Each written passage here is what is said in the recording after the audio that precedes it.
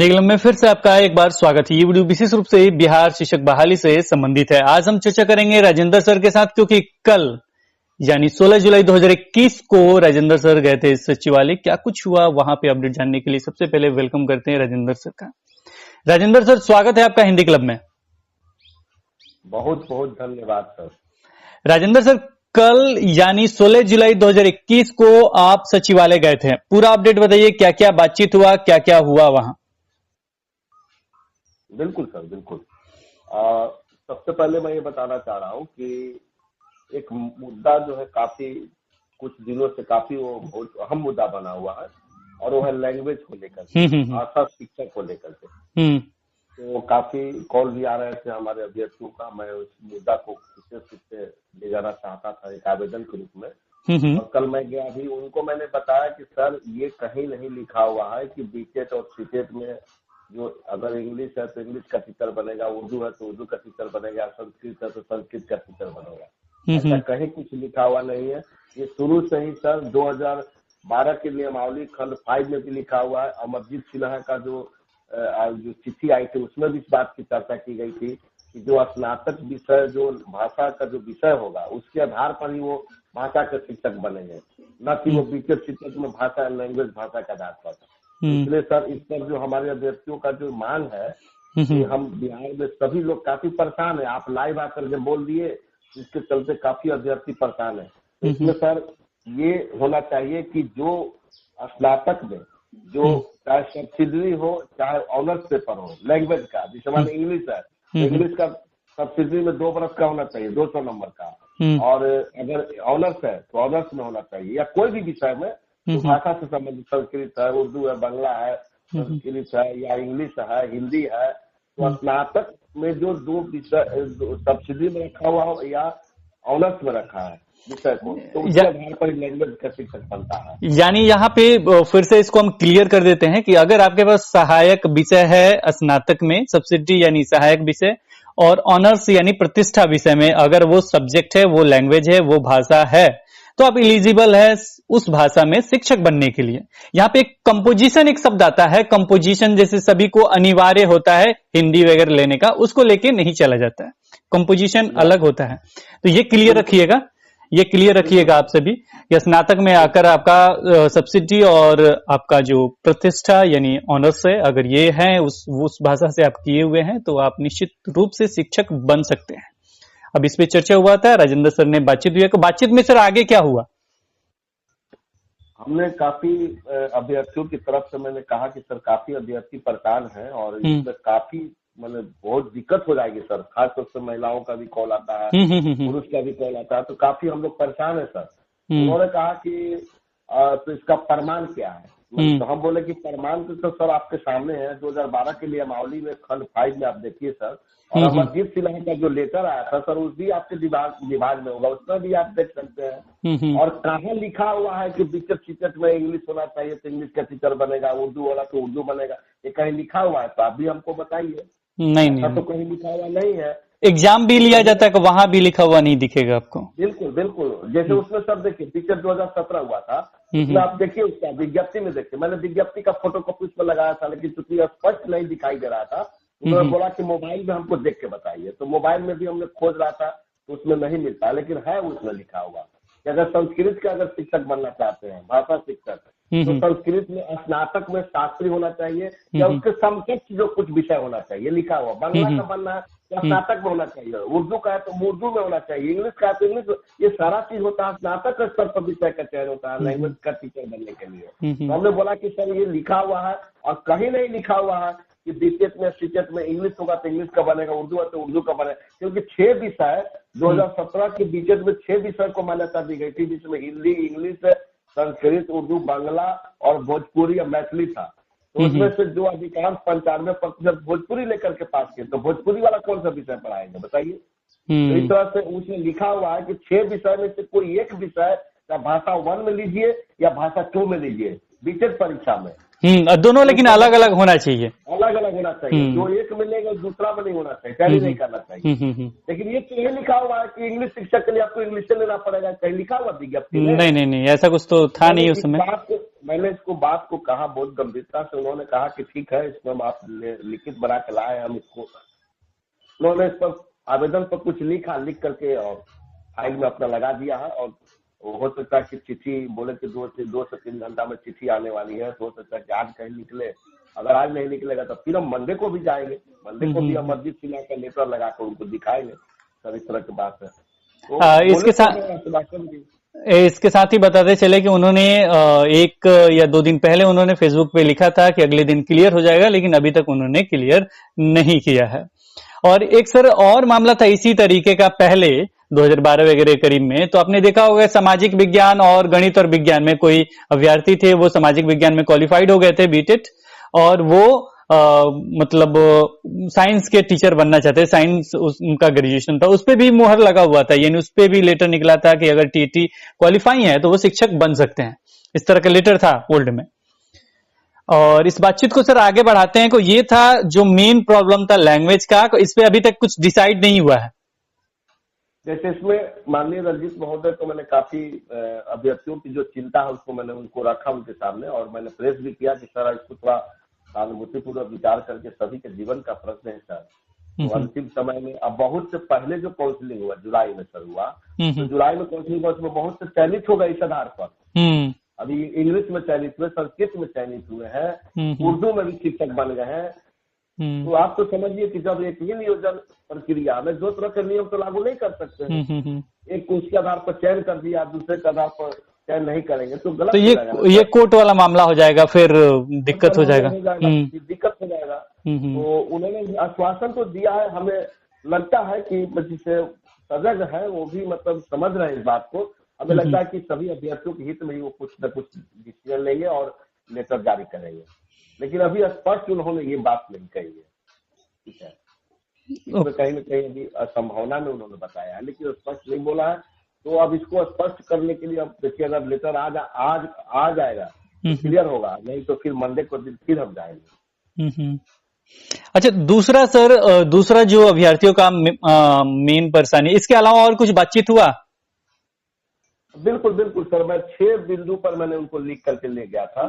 और उसमें एक चीज और भी था कि इंटर में जो 45% वाले, उन्होंने हमारे पास कॉल करके बताया कि सर हमारा नहीं हो रहा है। तो उस पर उन्होंने कहा कि नहीं होगा, 45% इंटर में जिनका आया है 50% से नीचे उनका नहीं होगा, ये तो स्पष्ट किया। दूसरी चीज है कि एक और भी हमारे अभ्यर्थी ने कहा था कि इंटर में मेरा 50 नंबर का उर्दू है और बीटेट में नहीं, तो क्या हमें नहीं मौका मिलेगा? तो हमको लगता है कि जो लैंग्वेज वाला जो हमने बात कही है उससे मिलता जुलता है, अगर वो सॉल्व होगा तो इनकी समस्या भी सॉल्व हो जाएगी। ठीक है। अच्छा गया कि अगला, अच्छा, इंटर में जो 45% की चर्चा चल रही थी, तो ये किन अभ्यर्थियों के लिए था? 1 to 5 के लिए?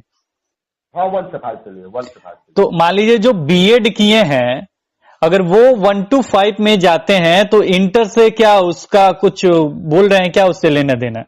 नहीं, वो इंटर वाला तो मांग रहा है, इंटर वाला तो कह रहा है कि उसमें होना चाहिए 45% होना चाहिए, 45% से एबव होना चाहिए। मतलब ये तो लेटर एक बार बीच में निकला था, अब शायद सर को याद है या नहीं है, लेकिन एक लेटर आया था जिसमें हम ही लोग जाकर सचिवालय में निकलवाते हैं कि जिसका 50% से नीचे अगर रहेगा इंटर में तो उस भी सबसे परवन में चाहे बीएड किए हुए हैं तो जा सकता है। लेटर आया था, लेकिन अब उनको सर को याद है या नहीं है, लेटर तो उनके विभागे में होगा। ये लेटर हम लोग निकलवाए थे, हमको याद है। हाँ, लेटर निकला हुआ था, ये चीज था। अब आज तो कह रहे हैं कि 45% वाला को नहीं लेंगे, तो हम तो उसको बोले हैं कि सब लेटर आपके विभाग में निकला था, आप लेटर लिखिए, आपका वेबसाइट पर होगा सर, आपके पास लेटर होगा, कोई स्टाफ से या डिप्टी डायरेक्टर से। बिहार एजुकेशन का जो ऑफिशियल वेबसाइट था ओल्ड वाला, जो स्टेट करके कुछ हो गया अभी, हाँ, तो वहां पे था जो कि आपका जो इंटर है उसमें, अगर आपका इंटर से कुछ बीएड का ग्रेजुएशन पे होता है, बीएड जब भी करते ग्रेजुएशन पे होता है, उसको देखा जाता है। और ये हमेशा छूट 5% को आरक्षण कोटी वगैरह को दिया जाता है। फिलहाल इस मैटर को यहीं रखते हैं, अब देखिए इस पे क्या कुछ होता है। और इसके बाद सर जो सीट था, जो अगला जो आपने पॉइंट रखा, सीट जो महिला की अनुसूचित जाति और जनजाति से संबंधित जो महिला का जो सीट है, इस पे क्या बातचीत हुआ? जैसे हमने कहा कि सर, जैसे अभी 25,000 लगभग 25,000 की बहाली अपने सीट पर की है, जिस पर 10,000 खाली हो गया, तो कहीं ना कहीं 94,000 की बहाली में तो 40,000 सीट खाली हो जाएगा। तो हमने ये कहा कि सर सीट ऐसी खाली जो सर हो रहा है सीट, तो इसमें कौन सा सीट खाली हो रहा है, कौन है जिसका सीट खाली हो रहा है। तो हमारे हिसाब से तो मैं जहाँ तक मुझे समझ में आ रहा है, इसमें 5,000 सीट SC/ST का सीट है, 5,000 उन महिला भिन्न कैटेगरी का सीट है जिसमें वो पुरुष के कैटेगरी पर चली गई है। अपनी कैटेगरी उनको 50% आरक्षण मिला हुआ है, तो उसमें 50% भिन्न कैटेगरी की महिला है, तो वो यहाँ से वो ज्यादा नंबर है, पुरुष से ज्यादा नंबर है, तो पुरुष के कैटेगरी पर चली गई। तो कहीं ना कहीं 5,000 भिन्न कैटेगरी वाले महिला का रह गया खाली, 5,000 SC/ST का होगा। जेंट्स का तो मेल का तो सीट खाली रहने का तो प्रश्न नहीं है, ये आप भी जानते हैं। मेल का तो खाली है ही नहीं, मेल का तो मिल ही नहीं रहा है, तो खाली कहाँ से रहेगा। तो कहीं ना कहीं तो महिलाओं का सीट पर भी खाली रह जा रहा है। तो इस तरह से 40,000 महिलाएं खाली सीट रह जाएगा। तो सर उसको ऐसा कीजिए कि जैसे मान लीजिए कि जो ये जब अनुसूचित जाति और अनुसूचित जनजाति की जो सीट खाली हो रहा है सर, तो उसी में भिन्न कैटेगरी के महिलाओं से उसको सीट को भर दिया जाए, खाली क्यों रखा जाएगा। तो उन्होंने कहा कि राजेंद्र जी आप बताइए कि ये अनुसूचित जाति और अनुसूचित जनजाति का मामला ये मेरे बस में है, ये मुख्यमंत्री स्तर की बात है, कैबिनेट स्तर की बात है। वो कैबिनेट में मुख्यमंत्री की तरफ से पास होगा, निर्देश मिलेगा, तब हम कर पाएंगे, हमारे बस में नहीं है। बात तो सही भी बोल रहे हैं, वो अफसर के बस में नहीं है, चाहे प्रधान सचिव हो, चाहे वो डायरेक्टर हो, चाहे डिप्टी डायरेक्टर हो, या शिक्षा मंत्री क्यों नहीं हो, शिक्षा मंत्री को भी पावर नहीं है इस पर कुछ करेंगे। वो जब भी होगा तो उनका मुख्यमंत्री करेंगे। नहीं, कैबिनेट की बैठक होगी, उसमें सारा पॉइंट्स रखा जाएगा, तो निश्चित रूप से। लेकिन यहाँ पे आरक्षण की मामला पे हम इस तरीके से क्लोज करना चाहेंगे, जैसे में सबसे पहले अभी एक चीज और यहाँ पे हम उस पर बातचीत करने से पहले शिक्षा मंत्री का भी जो बयान आया था, जो आपने शायद सुना भी होगा, नहीं सुना होगा तो हम बता देते। शिक्षा मंत्री का बयान था कि सीट खाली कैसे रह जा रहे हैं, ये प्रश्न था। इसमें उन्होंने जवाब दिया था कि एक ही अभ्यर्थी बहुत जगह नियोजन इकाई में उन्होंने आवेदन किया और किसी एक ही जगह वो जा रहे हैं, जिसके कारण सीट खाली रह जा रहा है, इसीलिए बहुत सारी सीट खाली है। क्या ये संभव है? इसी कारण से सीट, इसी कारण से बिल्कुल संभव नहीं। आप ही पहले बताइए कि कोई भी मान लीजिए कि ठीक है एक दिन का काउंसलिंग यहाँ से वहाँ चला गया, ठीक है, लेकिन वो तो पंचायत में भी तो आ जा रहा है, पंचायत में भी तो जा ही रहा है। 6 में छूट गया तो पंचायत में नहीं पकड़ लेगा वो, ऐसा थोड़ी कि नहीं पकड़। लेकिन आप कह रहे हैं कि एक ही अभ्यर्थी 25 जगह जा रहा है। अरे भाई ये बात तो हम तो शुरू में बोले थे कि सर आप जो इसको जो है उस तरह से काम कीजिए जिससे कि मतलब एक आवेदन लीजिए अभ्यर्थी से और ऊपर से सेंट्रलाइज हो। अमित कुमार जी ने क्या कहा कि नहीं होगा, ये पंचायती राज अधिनियम का विरुद्ध जाएगा। तब फिर आप कैसे कह रहे हैं, माननीय रंजीत महोदय जी कह रहे हैं कि नहीं अगला बार जब इसका प्रचलन होगा तो ऑनलाइन होगा, तो अब पंचायती राज अधिनियम नहीं रहेगा। ये गलत, ये तो सरपातीय लोग गलत कर दिया था। हम लोग शुरू में ही 2019 को 13 जून को जा करके बोले थे हम लोगों ने अमित कुमार जी को, हमको डेट भी याद है, उसका रिसीविंग है मेरे पास, मैं रिसीविंग भी दिखा सकता हूँ। उसमें हमने कहा था कि सर हम लोग को ऑनलाइन कर दिया जाए आवेदन एक अभ्यर्थी से लिया जाए और जिला से ही जिला शिक्षा पदाधिकारी के द्वारा मेगा सूची बना करके प्रकाशित कर दें, ब्लॉक को दे दें, ग्राम पंचायत को मुखिया को दे दें, ताकि धांधली नहीं होगा। तो उन्होंने पंचायती राज अधिनियम में संभव नहीं है, मुखिया के कार्यालय में फॉर्म गिराना पड़ेगा। तो हम लोग फॉर्म गिराए तो गलती किसकी है? गलती हम ही लोग की है, गलती आप ही के सिस्टम का है ना। हाँ चलिए आप बात को ये हम बात को नहीं मानते हैं कि वो कह रहे हैं कि कई जगह आवेदन किए हैं तो कई जगह छूट जाएगा। अरे भाई तो मान लीजिए कि 5 दिन आवेदन होगा, 5 दिन काउंसलिंग हुआ, 5 दिन ग्राम पंचायत को लेकर के 5 दिन हुआ ना सर, तो 5 दिन में तो ठीक है एक जगह चला गया, तो 5 दिन में तो 5 जगह तक गया होगा। उसमें तो महिला का सीट जो है वो आप पुरुष को दे दिए है, पुरुष वाला सीट महिला को, जिसके कारण हायर रैंक का सब महिला ही लेकर के चली गई। महिला तो सर मेन रीजन सीट खाली रहने का यही वजह से है, कैटेगरी वाइज जो महिला का सीट है वही खाली रह जा रहा है। वो अपने कैटेगरी पर उनको रखे ना, तो सीट खाली रह जाएगा। पुरुष का सीट खाली है सर, बताए ना कि कहाँ पुरुष का सीट खाली हुआ, खाली रह गया। नहीं सर, सबसे जरूरी है कि जो भी कैटेगरी में अगर मान लीजिए कोई सीट खाली, मान लीजिए कि SC फीमेल का जो सीट है वो खाली है, ST फीमेल का सीट है वो खाली है, अगर BC फीमेल का सीट है वो खाली है, कुछ जितना है कुछ सारे सीट को कैटेगराइज करके जैसे अभी भी तो सर मान लीजिए कि 58% से 60% से लेकर 70% महिला रोड पर घूम रही है, तो उसी सब को भरिए में क्या दिक्कत है? नहीं उसी नहीं, सबको जिक्र तो है ही है। इसको ऐसा किया जा सकता है कि अगर एससी फीमेल का खाली है, एसटी फीमेल का खाली है, तो जितने फीमेल का सीट खाली है वहां पूछा जाए कि यहां से कोई है या नहीं है। उसी समय एफ जो कैटेगरी है वो एफ कैटेगरी हटा दिया जाए और एससी डायरेक्ट बुलाया जाए। एससी से कोई पुरुष है तो वो आए, एसटी जो उस कैटेगरी के पुरुष हैं, मतलब डायरेक्ट जो फीमेल जो शब्द एफ लगा हुआ था उसको हटा के वहां पे जनरल कर दिया जाए। और जनरल मतलब एससी जो कैटेगरी के हैं वो पुरुष भी आ सकते हैं, पुरुष मतलब जो भी अगर अभ्यर्थी हैं वो आ जाए। इस तरीके से देखा जाए। अगर उससे भी नहीं भरता है तो उसी समय उसको यूआर सीट में कन्वर्ट कर दिया जाए। इससे क्या होगा, तुरंत भर जाएगा। तब देखे कैसे सीट खाली रहता है। बिल्कुल बिल्कुल। अगर इस तरीके से अगर भरा जाता है तो मुझे नहीं लगता कि कोई सीट खाली रह पाएगा। खाली नहीं रह पाएगा। ये तो और जो ये 90,000 सीट जो ये कह रहे हैं कि 90,000 जो सीट है और 90,000 प्लस जो सीट है, इसमें से इतना सीट खाली रह जा रहा है। अगर उसको कैटेगरी वाइज पहले उसको मेल बनाया जाए, मेल बनाने मतलब पुरुष भी आ सकते हैं, महिला का सीट था लेकिन पुरुष भी आ सकते हैं। अगर सीट खाली जाता है तो पुरुष वाइज उसको कर दिया जाए और उससे भी नहीं होता कि यूआर में चेंज कर दिया जाए। हाँ, यहाँ पे बार में होगा तो महिला भी जा सकती है, पुरुष भी जा सकता है। पुरुष भी जा सकता है, जिसको जाना चाहे वो जा सकते हैं। तो पहले उनके हाँ ज्यादा होगा वो चले जाएगा। हाँ वो चले जाएंगे। तो पहले उनके कैटेगरी को दे दीजिए, उनके कैटेगरी का है तो उनके कैटेगरी को दीजिए, फिर भी रिक्ति रहता है तो यूआर में कन्वर्ट कर दीजिए और सारे सीट पे बहाली कर लीजिए। निश्चित रूप से जितने सीट है सारे सीट भर जाएंगे, बेरोजगारों की कमी नहीं है बिहार में। लेकिन इस तरीके से अगर मीटिंग होता है तो यहाँ पे एक दिक्कत और आएगा, इसको भी हम मतलब बता देते। दिक्कत क्या आएगा कि मान लीजिए किसी पंचायत में ब्लॉक लेवल पे दिक्कत नहीं आएगा, ब्लॉक लेवल पे जो भी बहाली है वहां पे यूआर सीट है, वहां पे आवेदन है। लेकिन बहुत सारे पंचायत में केवल लेडीज सीट ही है, यानी फीमेल का ही सीट है, तो वहां पे केवल फीमेल का ही आवेदन पड़ा है। तो वहां पे क्या किया जा सकता है, तो वहां पे आपको अदर से मतलब जो भी आवेदन पड़े हैं उस ब्लॉक लेवल पे जितने पंचायत है वहां का मेरिट लिस्ट के अनुसार 70-80 स्टार्टिंग 100-90 से स्टार्ट कीजिए और जो भी मेरिट में आते हैं उनको यूआर करते हुए आप दे सकते हैं सीट, और एक दिन में ही सारा सीट फुल हो जाएगा।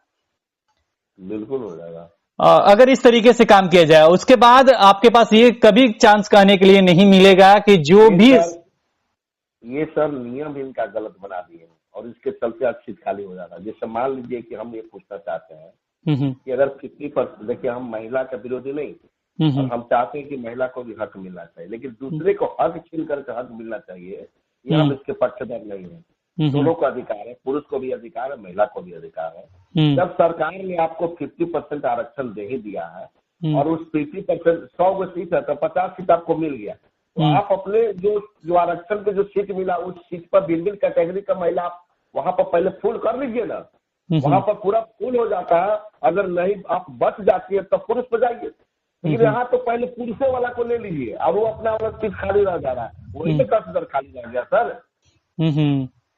वही और ये सर 2011 का बैकलॉग रिक्ति है सर, 2011 से चला हुआ रहा, वो रिक्ति जिंदगी भर खाली रहेगा, खाली जाएगा, वो जाएगा। SC/ST का सीट कभी भरेगा ही नहीं। मतलब ये 2012 से देखिए, हाँ 12 से समझिए, इतना बेरोजगारी होते हुए सीट खाली है, ये सोचने वाली बात है। तो चिंता का विषय है ना सर। यहाँ पे मैं बता दूं कि सर 1-2 जनरल सीट पे किसी का रैंक 3,000 पे है, 2,500-3,000 पे है, मात्र वहां 5 से 10 सीट है। आप देख सकते हैं, आप बहुत जगह जाके देख सकते हैं कि 3,000। मान लीजिए जो अभ्यर्थी 3,000 रैंक पे है, जो 3132 सबसे लास्ट पोजीशन पे है और यूआर है सर, उसके मन में क्या होगा, कभी वो शिक्षक बन पाएगा? नहीं बन पाएगा। 94,000 केवल दिखाने के लिए रिक्ति। हम मतलब गवर्नमेंट के खिलाफ नहीं है, सब कुछ अच्छे तरीके से हो रहा है, पूरा अच्छे तरीके से गवर्नमेंट काम भी कर रही है, पूरा पारदर्शी तरीके से काम हो रहा है, कोई भी धांधली हमको देखने को नहीं मिल रहा है। अब धांधली का चर्चा हो गया कि धांधली पे भी चर्चा कर लेते हैं सर। जो 400 जो बार बार कहा जा रहा है, 400 जो मतलब रद्द हुआ है, 400 नियोजन इकाई का जो भी शिक्षक नियोजन प्रक्रिया चल रहा था, वहां पे किसी कारण से वो रद्द किया गया है।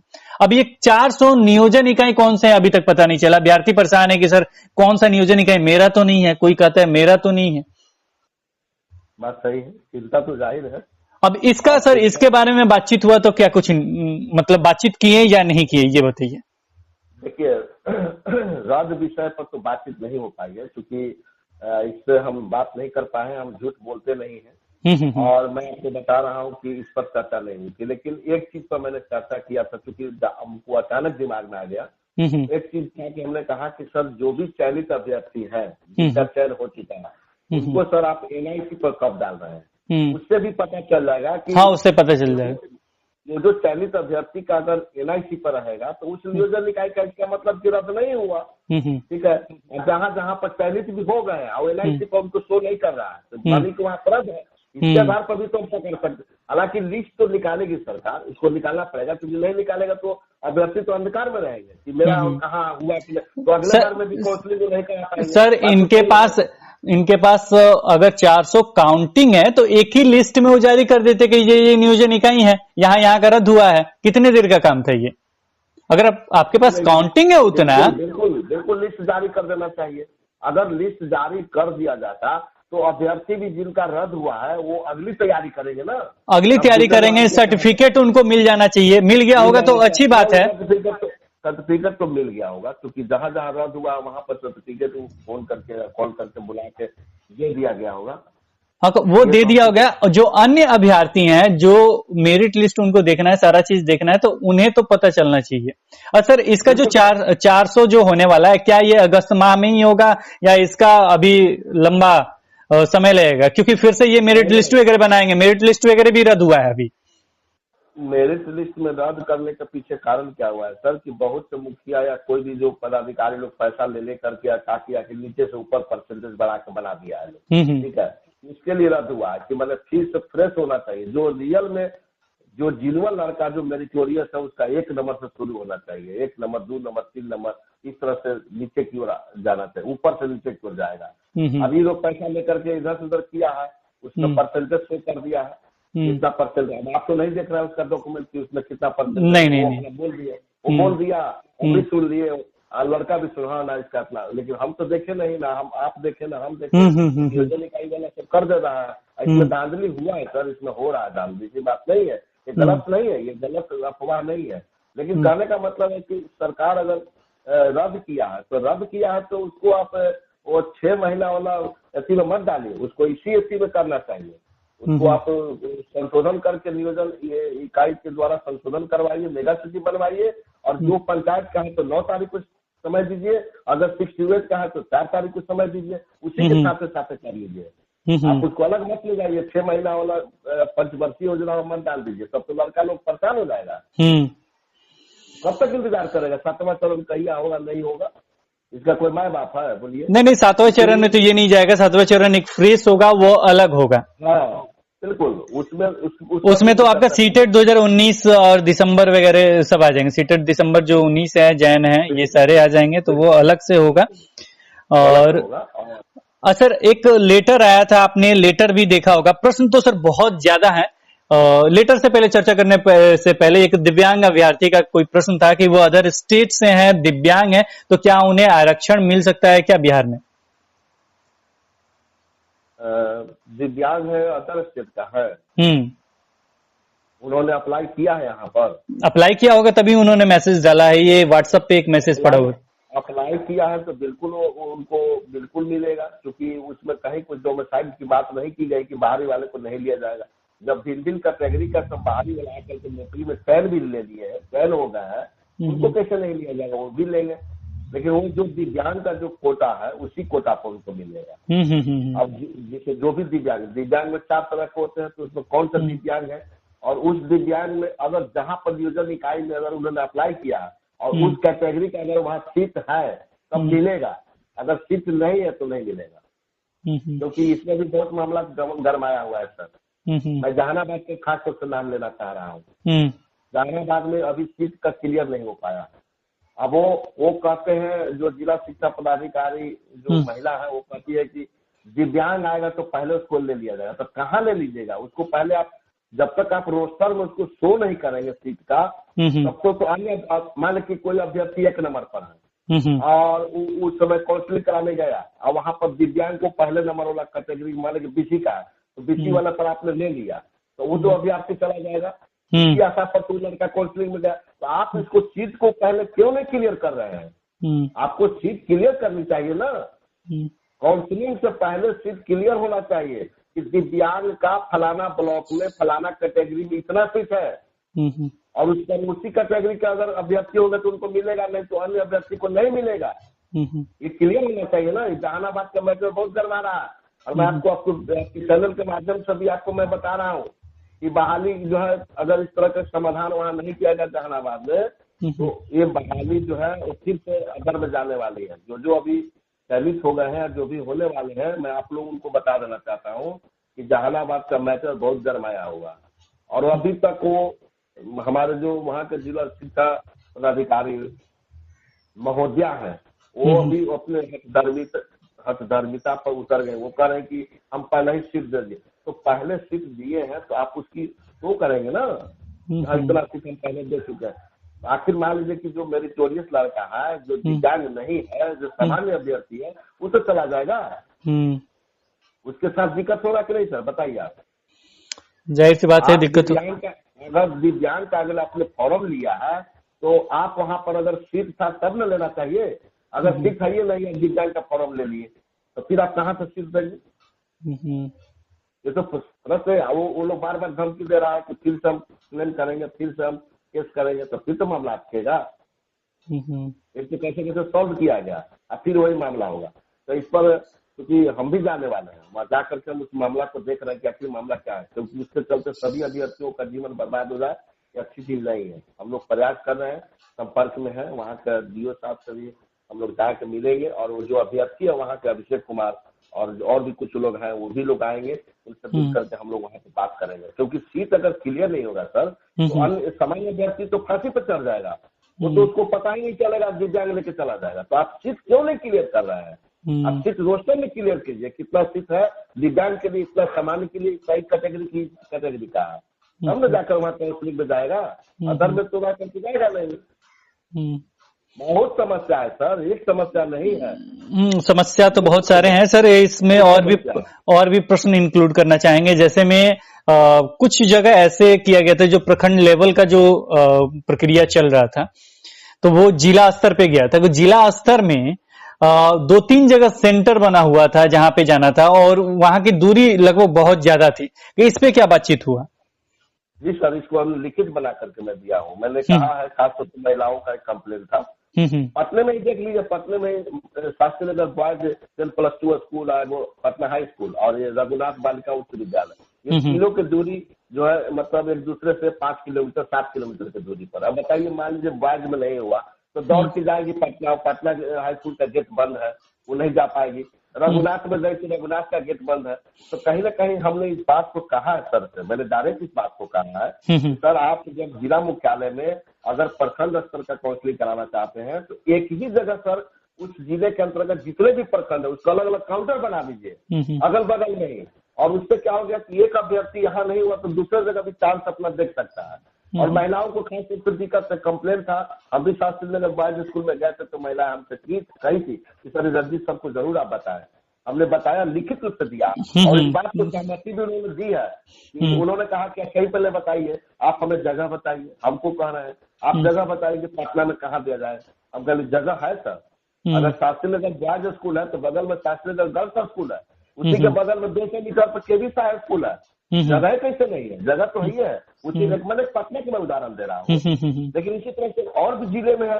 एक जगह आप सेंटर बनाइए, माने एक जिला में 25 गो प्रखंड है, तो 25 प्रखंड का काउंटर उसी एक जगह बनवा दीजिए, ताकि महिला एक दूसरे से अपना जो जहाँ चांस उनको बनता है वो उसको अपना चांस का फायदा ले लेंगे। महिला नहीं सर, पुरुष भी फायदा ले सकते हैं। पुरुष भी, देखिए महिला को मैं इसलिए बोल रहा हूँ, इसलिए महिला सशक्तिकरण है सर, इस बात को मत भूलिए। नहीं, सबको लेके चलना है सर। देखिए सर, हम यहाँ पे ये कहेंगे कि सबको लेके चलना चाहिए। आप देख रहे हैं कि कितने पुरुष जो अभ्यर्थी, जिनको पूरे घर का सर लोड है, जिनको पूरा घर देखना है, अभी वो बेरोजगार है। अभी भी मतलब इसका एक नया नाम दे दिया गया। नाम तो मैं नहीं लेना चाहूंगा, लेकिन नया नाम दे दिया गया। आप भी आज कह रहे हैं ना कि रिजर्व कैटेगरी में ये कैटेगरी में महिला का सीट खाली रह जा रहा है। आप भी कह रहे हैं, तो कारण तो आप तो निश्चित रूप से जानते हैं।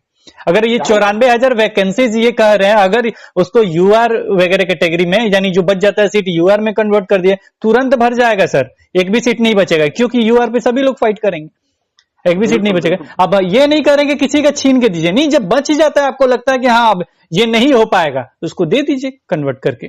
देखिए सर, एक बात बोले सर, हम्म नियम तो सर ये होना चाहिए था कि हम्म क्योंकि बनाने वालों ने क्या माने महिला का जिस कारण से उनसे कुछ उनको लाभान्वित चीजों को मतलब जो वोट में या कुछ हम्म में हम्म लेना चाहिए। पहले मैं तो एकदम स्पष्ट बता रहा हूँ सर हम्म कि देखिए होना ये चाहिए था कि जब 50% आरक्षण आपने दे दिया तो उस कैटेगरी में अगर महिला फुल हो जाती, हम्म पूरा सीट फुल हो जाता, तब आप पुरुष पर आइए, कोई दिक्कत नहीं है। माने पुरुष से महिला पर नहीं जाएंगे तो नीतीश जी का फंडा है वो नहीं करेंगे, हमको पता है। इसके लिए बहुत बवाल हुआ 2011 से ही, इन चीजों को मैं कहना नहीं चाह रहा हूँ। लेकिन एक बार अलाउ किया गया था सर, उसके बाद मतलब हटा दिया गया वो। हम बता रहे हैं सर, वो बात सही हमको भी याद है सर, लेकिन मेरा कहने का मतलब है सर कि महिला को अगर 50% आरक्षण जाएगा, जो सीट है सर, तो जो सीट अगर फुल हो जाता है तब आप महिला पुरुष पर आइए, कोई दिक्कत नहीं है।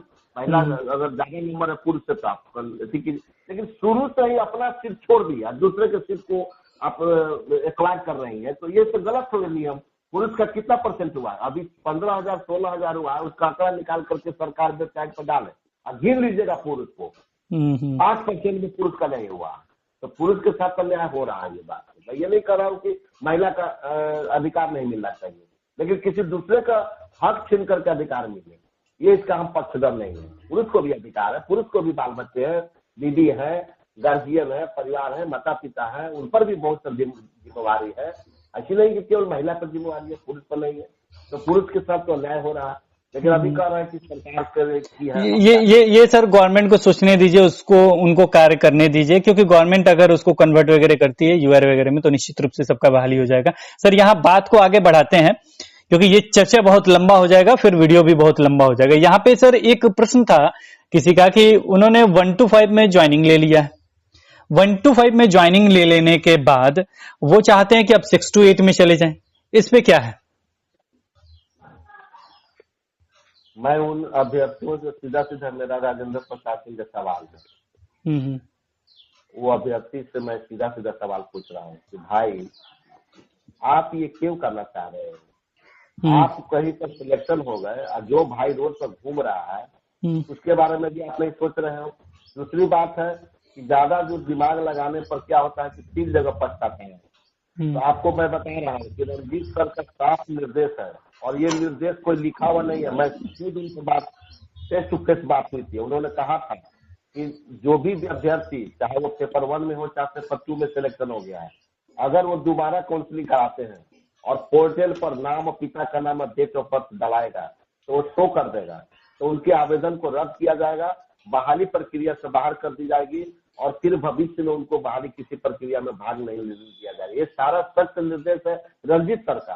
तो आप ये मत समझिए कि ये वो चीज प्राप्त कर लिए तो दूसरे को भी प्राप्त कर ले, तो इसमें आपकी जो आवेदन है वो रद्द हो सकता है और आपका चयन भी रद्द हो सकता है। तो इस बात को ध्यान रखें, एक हम बड़े भाई होने के नाते आपको बता रहा हूँ मैं, कभी ये भूल नहीं करें कि हम 1 से 5 में हम करा लिए हैं, निश्चित हो गए, अब 6 to 8 में भी चले जाए तो आपको दोनों आवेदन रद्द हो जाएगा और आप कहीं के नहीं रहिए। गलती कभी मत दोहराइए। ये रंजीत सर से मैं फेस टू फेस बात किया हूँ मैंने, और उन्होंने कहा कि पोर्टल पर हम लोग डालकर देख लेंगे और तुरंत उसको डिसमिस करेगा, उसको आवेदन को भी सर्टिफिकेट भी ठीक कर लेंगे। तो इस बात को गलती आप लोग दोबारा मत कीजिए। जहां पर आप हैं वहां पर आप आराम से बैठे रहिए, सभी लोगों का हो जाएगा, ठीक है। आराम से अगला जब 7वां चरण होगा उसमें जो भी आपको सोचना होगा सोचिएगा, लेकिन अभी आप इधर से उधर उछल कूद करेंगे तो फिर एक जगह से भी चले जाएंगे। तो मैं आप लोगों को बता रहा हूँ, ये चीज को समझ लीजिए। ये रंजीत सर का निर्देश है सर, मैं ये कोई मैं नहीं बोल रहा हूँ, रंजीत सर का निर्देश है। तो पोर्टल पर हम चेक कर लेंगे। चलिए ये प्रश्न था इसलिए हमने रखा। और भी प्रश्न है, जैसे में किसी अभ्यर्थी का प्रश्न है कि सर मुजफ्फरपुर का से कॉल आया था कि सर हमने EWS अनुमंडल से भी बनाया था और ब्लॉक लेवल से भी बनाया था और हमने ब्लॉक लेवल वाला जमा कर दिया था। उन्होंने कहा था कि नोटिफिकेशन में बहुत पहले कभी उन्होंने अनुमंडल का मांगा था, तो उनको कोई फर्क पड़ेगा या कुछ दिक्कत हो सकता है? उन्होंने ब्लॉक लेवल वाला जमा किया। नियोजन इकाई जहां पर उनका काउंसलिंग हुआ है, नियोजन इकाई ने उनका डॉक्यूमेंट लिया है कि नहीं लिया है? लिया है सर, ये ब्लॉक लेवल पे सिलेक्शन हुआ है उनका। देखिए सुनिए बता रहे हैं सर, इस बात को ये कोई जरूरी नहीं है कि अनुमंडलाधिकारी के द्वारा, अगर मान लीजिए कि अगर ब्लॉक स्तर पर हुआ है तो अंचलाधिकारी, वो भी राजस्व पदाधिकारी हम्म कहलाते हम्म हैं, हम्म ठीक है। हम्म हम्म तो राजस्व पदाधिकारी अंचलाधिकारी को भी कहा जाता है। तो कहीं न कहीं अंचलाधिकारी का अगर बनाया है क्रीमी लेयर या जो भी ईडब्ल्यूएस बनाया है, ठीक है, ईडब्ल्यूएस बनाया है, तो उसकी जब वहां पर नियोजन इकाई ने उनके डॉक्यूमेंट को ले लिया है तो कहीं न कहीं वो उचित समझा तभी लिया है। उसे अगर अगर उसे नहीं लेना होता तो उसी समय दिक्कत करता है। आज सब जगह सर वही चल रहा है, राजस्व अधिकारी वाला ही चल रहा है। बिल्कुल सर। आप दूसरी बात और मैं बता रहा हूँ कि जो भी अभ्यर्थी से लिया ठीक है, नहीं अगर मान लीजिए कि उनको दिमाग में लग रहा है कि ना हमको गलत दिया गया और हमको अनुमंडल वाला गलत, तो उसके लिए रंजीत सर लाइव में भी कितने बार बोल चुके हैं कि अगर डॉक्यूमेंट में अगर कहीं कोई दिक्कत हो रही है तो उसके लिए समय दिया जाएगा। तो आपको अगर उसका निर्देश मिलेगा तो आपको टाइम मिलेगा, आप उसी टाइम में आप बनवा लीजिए, अगर तो अभी बनवा लीजिए। अब जब नियुक्ति जब करेगा तो उस समय तो ओरिजिनल डॉक्यूमेंट सब कर लेगा वो। जब नियुक्ति होगी तो सबका हमें लगता है कि ओरिजिनल जमा करेगा, तो उस समय ओरिजिनल जमा करेंगे, उस समय ओरिजिनल आप जमा कर देंगे, या उस नियोजन इकाई से भी बात कर सकते हैं कि सर हमने नहीं सर, मुझे जहां तक लगता है नियुक्ति होगा तो केवल टीईटी का रख लिया जाता है, जो पिछला नियोजित शिक्षक है उनका टीईटी का ही जमा है, बाकी सब लौटा दीजिए। हाँ अभी भी जा रहा है, वो रख लिया जाएगा। हाँ वो रख लिया जाएगा। टीईटी और बीएड का अभी भी सब जमा अभी दो ही। हाँ यहाँ पे भी एक प्रश्न है जो क्लियर कर देते हैं कि कौन सा डॉक्यूमेंट आपका अगर आपका कहीं काउंसलिंग हो जा रहा है, कौन सा डॉक्यूमेंट लिया जा रहा है, तो दो ही डॉक्यूमेंट आपका लिया जा रहा है। ये जान जाइए, आपका टीईटी और जो आपने ट्रेनिंग लिया बीएड या डीएलएड जो भी आपने किया, इसी का आपका सर्टिफिकेट मार्कशीट वगैरह रखा जा रहा है, यही सर ना? बिल्कुल बिल्कुल बिल्कुल सर, बिल्कुल। तो अच्छा सर, ये जो प्रश्न हुआ कि ये क्लियर हो गया कि आप उनको समय दिया जाएगा, कोई भी दिक्कत होता है। एक क्रीमी लेयर का सर एक चर्चा चल रहा था, जो क्रीमी लेयर से रहित जो भी सर्टिफिकेट वगैरह है, उसमें किसी अभ्यर्थी के द्वारा कहीं पे पता नहीं किस नियोजन इकाई से या कहाँ का अभ्यर्थी फोन किया था, उन्होंने पूछा कि उनका मतलब उनके पास बना हुआ था, उन्होंने जमा नहीं किया था क्योंकि वहां मांगा नहीं गया था। अब उनका ये दिक्कत है कि क्या हमको जमा करना पड़ेगा, या किसी ने अगर नहीं बनवाया है तो क्या उन्हें बनवाना पड़ेगा? इस पे कुछ अपडेट बताइए। देखिए इसमें सरकार को जो, देखिए मैं बता रहा हूँ, जब भी कोई नियोजन प्रक्रिया शुरू होती है तो सरकार बीच बीच में कुछ न कुछ संशोधन करती है। वो जैसे आपको पता होगा कि शुरू वाला जो एडवर्टीजमेंट आया था उसमें लिखा हुआ था कि आय प्रमाण पत्र चाहिए, फिर बाद में उसकी शुद्धि पत्र निकला कि नहीं आय नहीं चाहिए, हमें क्रीमी लेयर रहित प्रमाण पत्र चाहिए।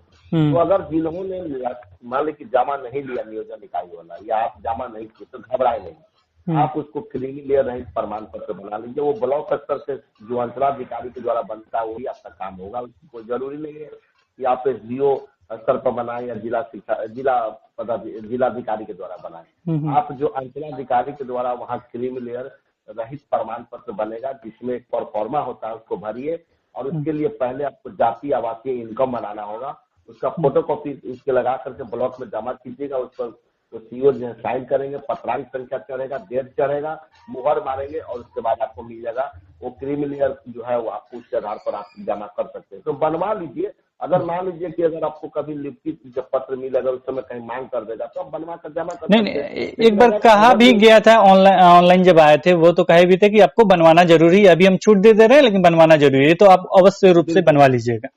बिल्कुल बनवा लीजिए, उसको बनवा लीजिए। ठीक है, तो ये जो भी प्रश्न थे वो धीरे धीरे आप लोग के मेरे ख्याल से क्लियर हो रहे होंगे। अब एक और प्रश्न ये है कि जिनका काउंसलिंग हो गया है, डॉक्यूमेंट जमा हो गया है, उन्हें लगता है कि मेरे यहाँ धांधली नहीं हुआ है, सारा चीज अच्छे से हुआ है, अब वो परेशान है कि मुझे नियुक्ति पत्र कब मिलेगा।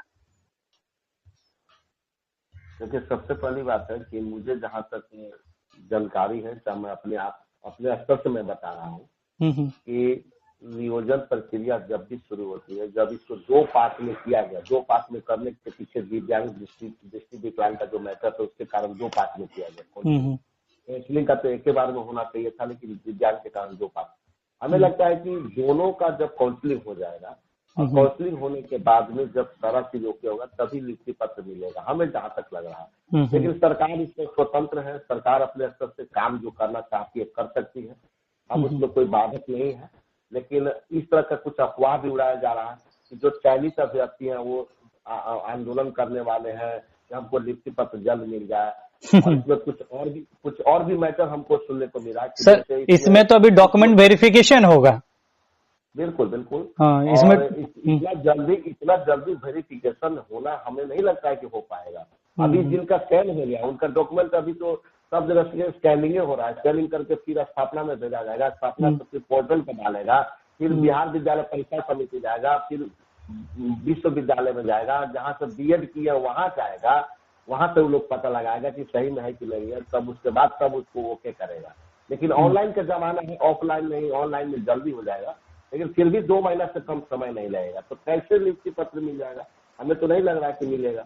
लेकिन कुछ लोगों का विचार ये भी है, कुछ तर्क लोग दिए हैं, क्योंकि हमारे संगठन के भी कुछ लोग हैं जो उनका कहना है कि अगर नियुक्ति पत्र एक भी स्टूडेंट को मिल जाएगा तो जितने तरह के जो 4 गो केस हुआ है उस केस का कोई मायने नहीं रहेगा, सारा केस अपने आप डिजर्व हो जाएगा, समाप्त हो जाएगा, क्योंकि नियुक्ति पत्र मिलने के बाद में केस में कुछ नहीं किया जा सकता है। तो ये भी एक तर्क है, बहुत ही महत्वपूर्ण तर्क है, लेकिन अब सरकार को कहना है। लेकिन हमें लगता है कि दोनों की काउंसलिंग होने के बाद ही नियुक्ति पत्र साथ में मिलेगा। ये कुरूपता रहेगी, कुरूपता इसलिए रहनी चाहिए कि आप एगो को दे देंगे, वो को नहीं देंगे, तो यहाँ पर बहुत तरह की बातें उठने लगेगी। आप एक ही बहाली में 2 तरह का काम नहीं कर सकते हैं। तो कहीं ना कहीं हमें लगता है कि दोनों से काउंसलिंग के बाद ही नियुक्ति पत्र मिलेगा, सब डॉक्यूमेंट की जांच हो जाएगी, तभी वो फाइनल करके देंगे, हमें जहां तक लग रहा है। और ये एक प्रश्न मैं आपको खुद मैं बता रहा हूँ, क्योंकि मैं इसको लिखित में दिया हूँ, तो उसकी चर्चा करना मैं जरूरी समझ रहा हूँ।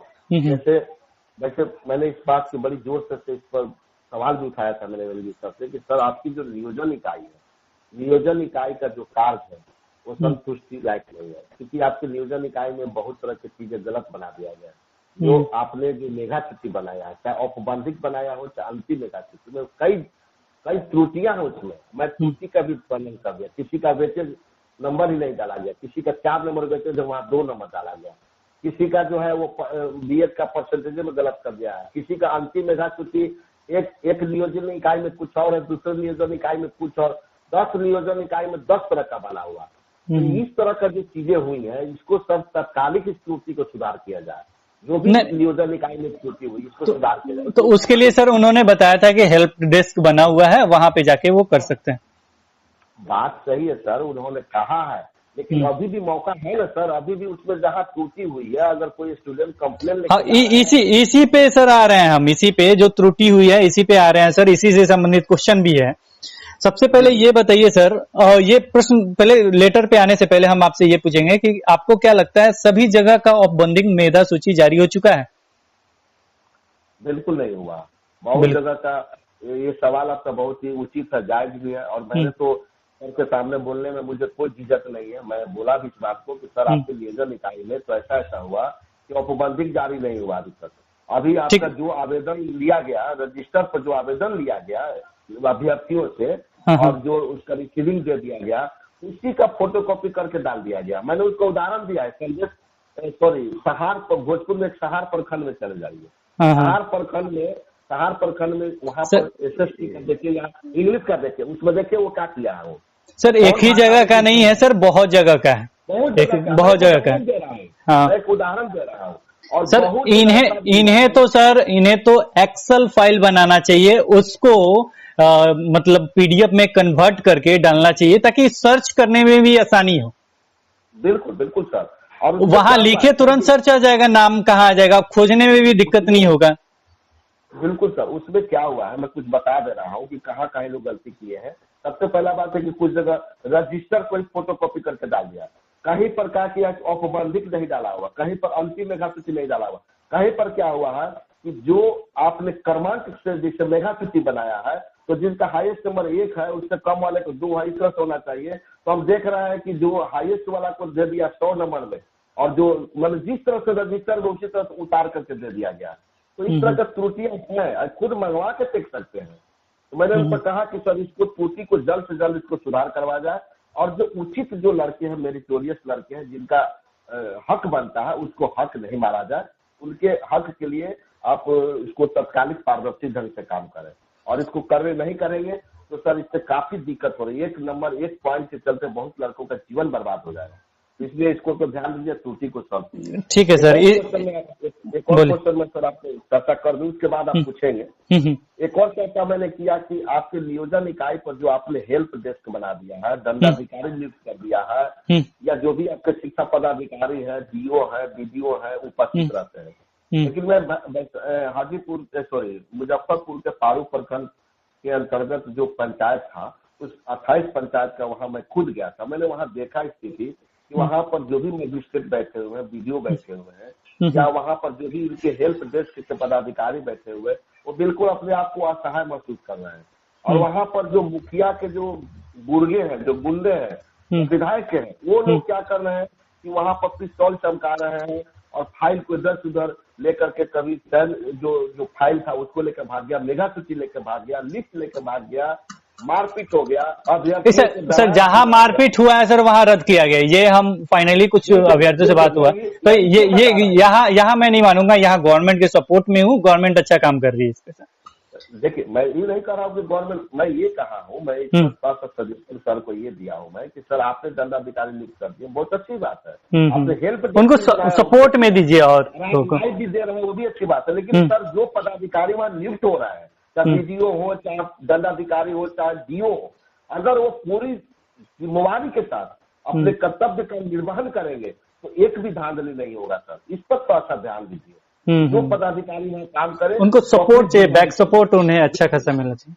बिल्कुल, और सरकार आपको भी ध्यान होना चाहिए। मेरा पदाधिकारी नियुक्त कर दिया, आपकी जिम्मेवारी नहीं कि केवल नियुक्त कर दिए, वो पदाधिकारी रियल वहाँ देख रहा हूँ कि मैं पुलिस, वहाँ 150 पुलिस खड़ी है और वहाँ पर पिस्तौल चमका रहा, मारपीट कर रहा है, कोई देखने वाला नहीं था। मैं खुद वहाँ था, देखा हूँ।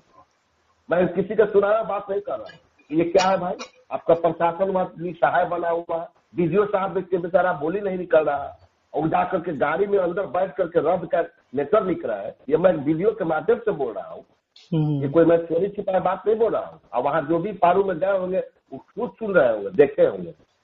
नहीं सर, गवर्नमेंट इस पे एक्टिव है सर, और जो भी अभ्यर्थी हैं उन लोगों को नंबर भी मिला होगा, 94 वाला जो नंबर है, उस पे कॉल करके उन्होंने पूछा भी है, कहा भी है। ये गवर्नमेंट की तरफ से सर अच्छा काम है कि रद्द वगैरह करना, क्योंकि अगर कहीं गलती होता है तो वो मतलब उसमें सुधार होना चाहिए। उसमें उन्होंने रद्द किया, ये हम सराहनीय कदम मानते हैं। लेकिन कहने का मतलब है सर कि अगली बार जब हम, जो गलती जुलाई में हुई है, जो गलती अगस्त में नहीं हो, उसकी तैयारी सर पूरी मुखर और अच्छे तरीके से होना चाहिए। बहुत सारी चीजें सीखने को भी मिला होगा। हो गया जो हो गया सर हो गया, लेकिन अगली बार इस पर ध्यान दिया। मैं इसके लिए ध्यान आकर्षण किया।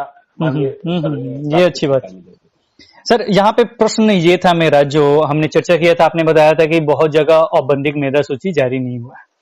एक लेटर इन्होंने जारी किया था 23/6/2021 का, संजय सर का नीचे में साइन है, 23/6/2021 ये मतलब लिखा हुआ है। एक अधिसूचना जारी किया गया था और ये 594 शायद, ये 44 है, 94 है शायद संचिका संख्या। यहाँ पे डेट दिया गया था औपबंधिक मेधा सूची की तैयारी में प्रकाशन 2/7/2021 तक, मेधा सूची पर आपत्ति 3/7/2021 से 9/7/2021 तक, मेधा सूची पर प्राप्त आपत्तियों का निराकरण 12/7/2021 तक, मेधा सूची का अंतिम प्रकाशन 15/7/2021 तक, जिला द्वारा मेधा सूची का अनुमोदन 24/7/2021 तक, नियोजन इकाई द्वारा मेधा सूची का सार्वजनिकरण 27/7/2021 तक। माने 27 तक ये क्लियर हो जाना था।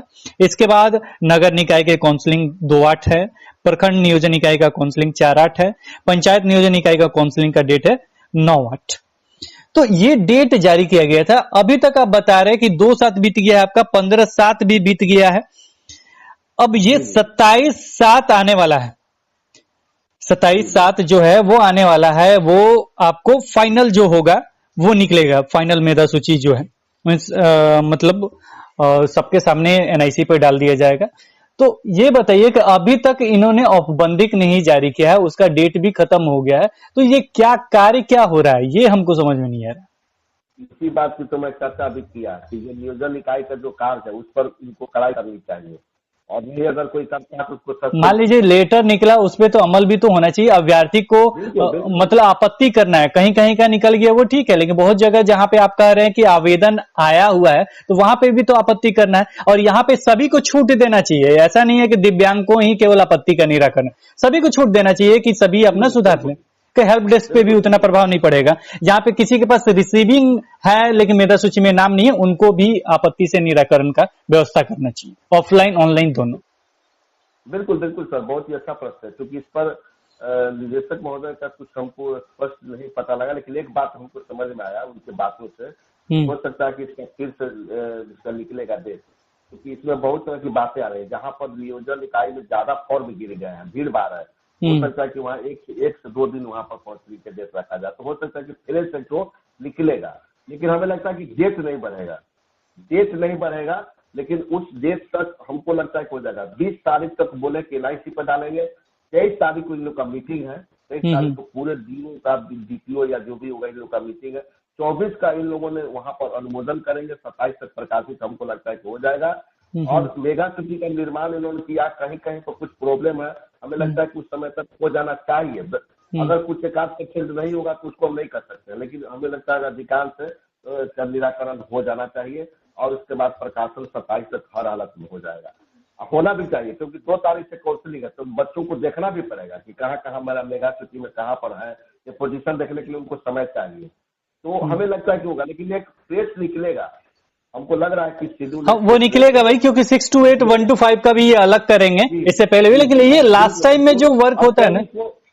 अब आप देखिए, इन्होंने जो पहला निकाल दिया 2 तारीख, तो 2 तारीख को नगर निकाय में मान लीजिए कि नगर निगम, नगर परिषद, नगर पंचायत में 6 to 8 का हुआ, तो 1 से 5 का भी तो होगा, तो 1 से 5 तो 3 को रखेंगे ना। हाँ 2 3 4 9 इन्होंने रखा है, तो लगातार ये डेट मेरे ख्याल से कार्य करेंगे। तो 4 को रखे हैं, तो 4 को तो ब्लॉक में 6 to 8 का होगा, तो ब्लॉक का 1 से 5 के लिए तो डेट निकालना ना होगा। तो इसके लिए उन्हें एक फ्रेश विज्ञप्ति, अच्छे तरीके से अधिसूचना वगैरह निकालना चाहिए। कुछ जिलों में कुछ हो सकता है कि 6 to 8 में 1 से 2 दिन भी काउंसलिंग का डेट रखने की बातचीत हो रही है। गोपनीय मैं बात बता रहा हूँ, और उस जिला का मैं नाम नहीं बताऊंगा, इस पर भी चर्चा हो रही है कि मतलब उस जिला में ज्यादा भीड़ भाड़ है, तो वहाँ पर भी 1 से 2 दिन हम लोग ये चीज सर हमने पहले भी बात उठाया था कि 1-2 दिन काउंसलिंग कराया जाएगा तो अच्छा होगा, ये क्रम अनुसार जो हमने बताया था, तो इस तरीके से हो। मान लीजिए ज्यादा भीड़ है कि एक बार 5000 6000 बच्चे तो एक जगह आएंगे तो कैसे होगा फिर। बिल्कुल बिल्कुल भाई, इस पर जैसे दरभंगा में ही देख लीजिए, दरभंगा में सीट ज्यादा है, सारे अभ्यर्थी वहीं जाएंगे, जाहिर सी बात है।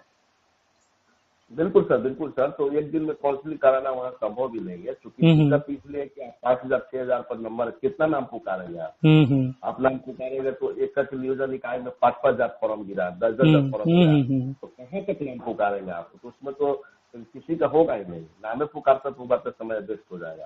तो इससे ये हमको लगता है कि जहाँ तक सर अब मिलने जाइएगा तो एक रिक्वेस्ट मतलब अभ्यर्थियों की तरफ से है, और मुझे लगता है ये जरूरी है। इन्होंने इससे पहले जो भी नोटिफिकेशन आ रहा था उसके लिए एक वेबसाइट इन्होंने बनाया था, जहां पे कोई भी जिला सिलेक्ट करते हैं तो उसका नोटिफिकेशन आ जा रहा था, लेकिन वहां पे 6 to 8 1 to 5 ये करके नहीं लिखा हुआ था, एक ही नोटिफिकेशन एक जिले का आ रहा था। जहां तक हमने 1-2 बार ट्राई किया, बाद में क्या हुआ वो हम नहीं जानते।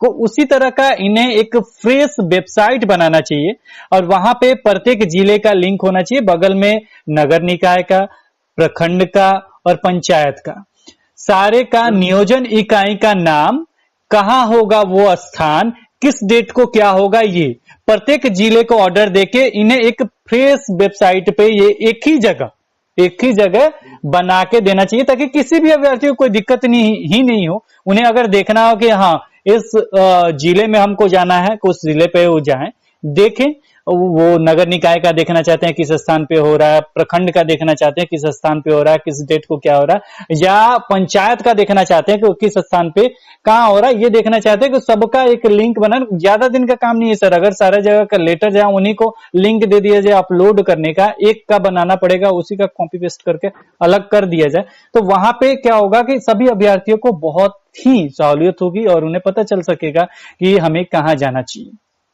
रही बात मेरिट लिस्ट की, इसके बाद चर्चा होता है, मान लीजिए स्थान वगैरह हमको पता चल गया सारा जगह का, इसके बाद रही बात मेरिट लिस्ट का, मेरिट लिस्ट के लिए भी इन्हें कार्य करना चाहिए, सभी का अपडेटेड, मान लीजिए आपको अगस्त में होगा, बहुत जगह आवेदन वगैरह आए हैं, तो सभी का अपडेटेड उन्हें जल्द से जल्द औपबंधिक, 1-2 ब्लॉक में हमने भी देखा है, तो वहां पे औपबंधिक अभी अपलोड हो रहा है अभी, तो वहां का अपलोड एक्सेल सीट वाला जो होता है ना, जो पीडीएफ में कन्वर्ट होता है, तो वो सर्च करने में भी अच्छा लगता है।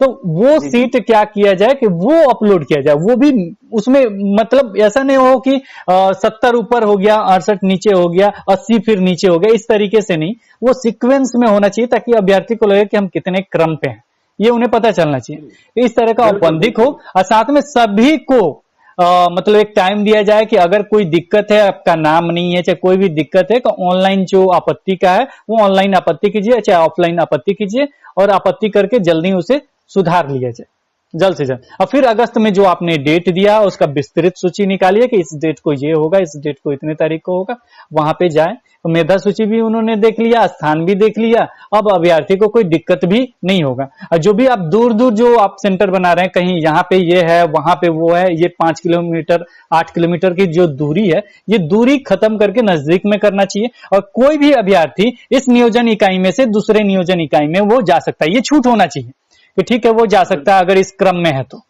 मतलब उनका क्रम में तो वो जा सकता है, 3 बार पुकारा जाए, लेकिन वो देख ले कि उन्हें कहाँ जाना है, कि ये छूट होना चाहिए कि यहां से वहां वो जा सकता है, इस तरीके से हो। और साथ में जो महिला का जो सीट जो बच जा रहा है उसको कन्वर्ट किया जाए, पहले पुरुष के लिए उसी कैटेगरी को, फिर यूआर कर दिया जाए। अगर इस तरीके से वो कार्य करते हैं तो निश्चित रूप से किसी भी अभ्यर्थी को कोई दिक्कत नहीं होगा, और जो इनका 90,000 या 94,000 जो भी सीट है वो निश्चित रूप से भर भी जाएगा और इसी चरण में कंप्लीट भी हो जाएगा, और लगभग मैक्सिमम लोगों को जॉब मिल जाएगा।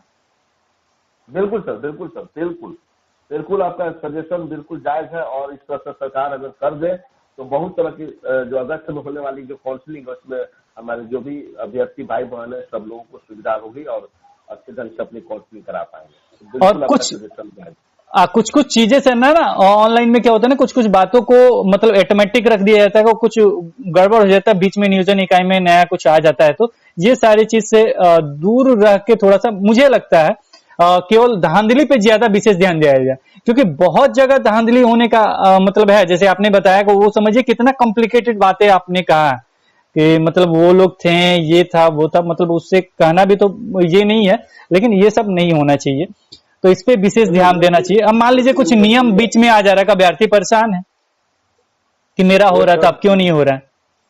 बिल्कुल बिल्कुल सर, मैं उसकी सरफेसली मैं बताया हूँ कि चूंकि मैं उन्हें अपने आंखों से देखा था। हाँ वो चीज हम सर समझ रहे हैं, वो तो बहुत जगह देखने को मिलेगा ही।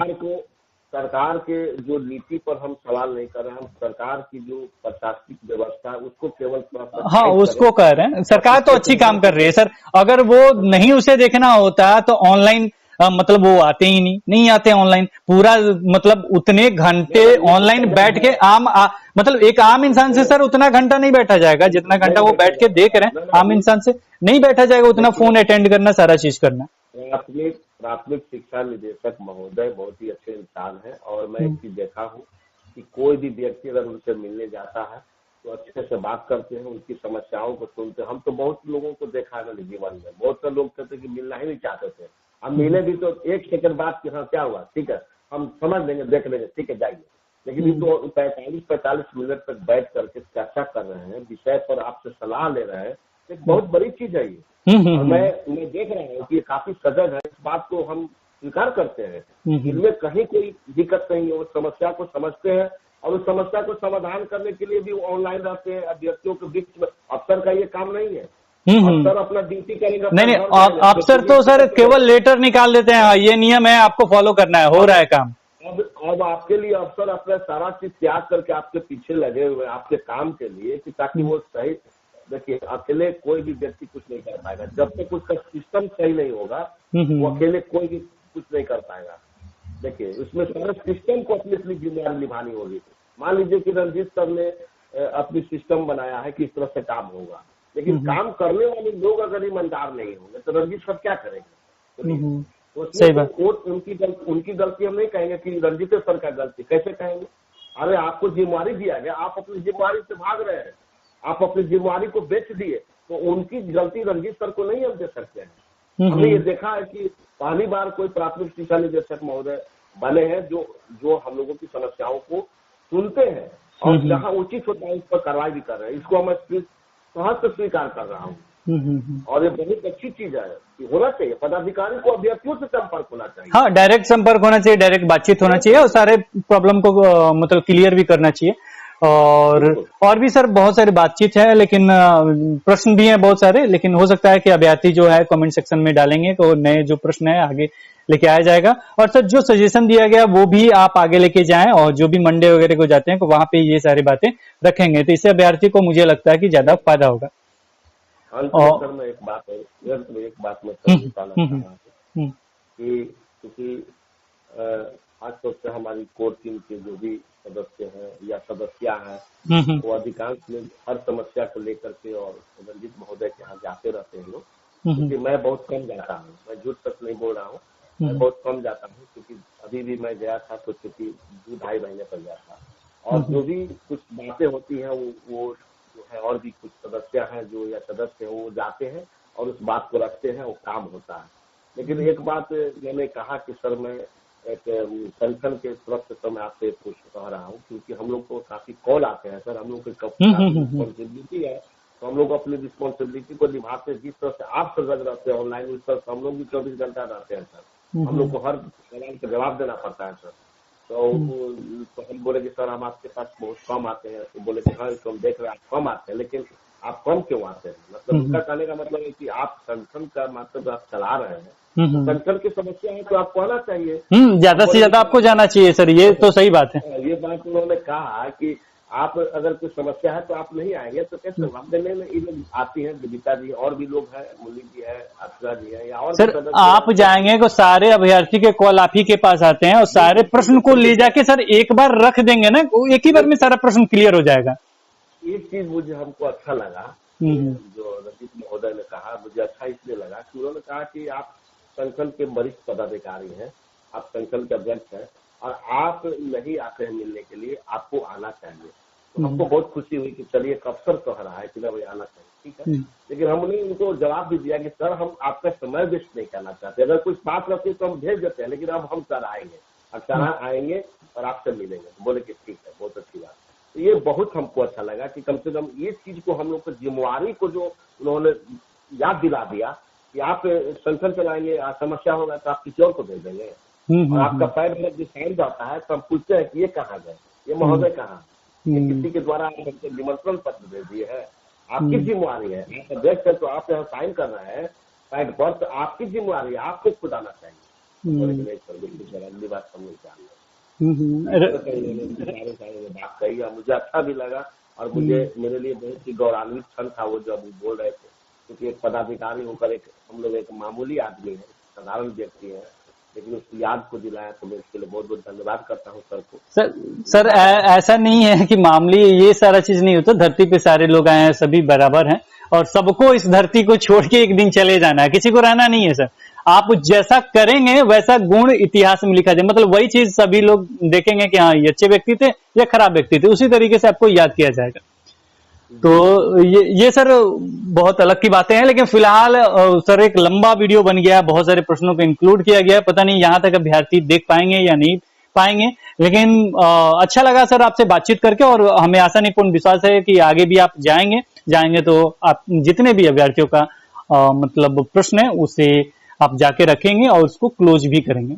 और आज बिल्कुल सर, मैं वादा कर रहा हूँ मैं अब मैं क्योंकि जो उन्होंने इशारा कर दिया मैं समझ गया, मैंने रेगुलर जाऊंगा, मैं बिल्कुल कोई भी समस्या रहेगी मैं उसको लिखित बनाता हूँ। मैं जब भी सचिवालय में जाता हूँ तो मौखिक नहीं बोलता हूँ सर, उसको लिखित बनाता हूँ, और जो मैंने कल लेटर दिया उस लेटर को आप वीडियो में दिखाएंगे। हाँ वो मैं हमारे अभ्यर्थी भी समझ पाएंगे कि राजेंद्र सर सही बोल रहे हैं कि गलत बोल रहे हैं, कैसे कि नहीं कैसे, तो रिसीविंग किया हुआ लेटर है सर। चलिए सर बहुत बहुत धन्यवाद कि आज आप हिंदी क्लब से जुड़े।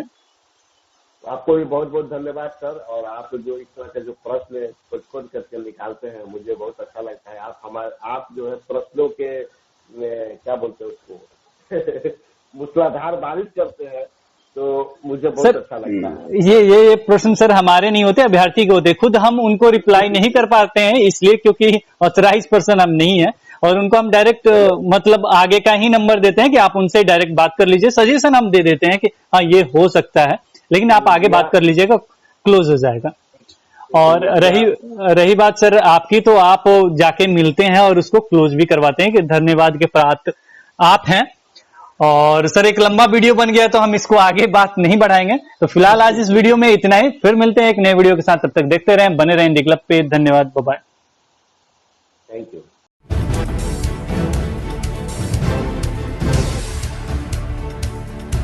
सब्सक्राइब कीजिए हिंदी क्लब को, दबाइए इस बेल आइकॉन को ताकि हमारा वीडियो आपको मिले सबसे पहले। शेयर करें अपने दोस्तों के साथ ताकि वो भी इसका लाभ उठा सके। ये सब बिल्कुल फ्री है।